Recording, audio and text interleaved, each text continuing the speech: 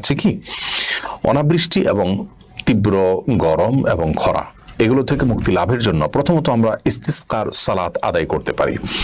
এই সালাতটি আমাদের সমাজ থেকে, আমাদের দেশ থেকে অনেকটা বিলুপ্তির পথে বলা যেতে পারে।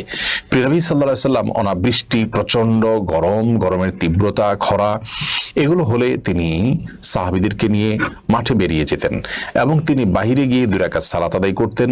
2 রাকাত সালাত আদায় করতেন, যে 2 রাকাত সালাত ঈদের নামাজের মতো সেরকম 2 রাকাত নামাজ পড়তেন অতিরিক্ত তাকবীর সহকারে, এবং সালাত শেষে খুতবা দিয়ে, এবং নবী করিম সাল্লাল্লাহু আলাইহি সাল্লাম এই সালাতে চাদর উল্টাতেন। নিজের শরীরে যে চাদর থাকতো সালাতের সময় সেটাকে তিনি উল্টিয়ে নিতেন সালাতের পর, এবং এরপরে আল্লাহ তাআলার কাছে দোয়া করতেন বৃষ্টি প্রার্থনার জন্য, বৃষ্টি প্রার্থনা করতেন।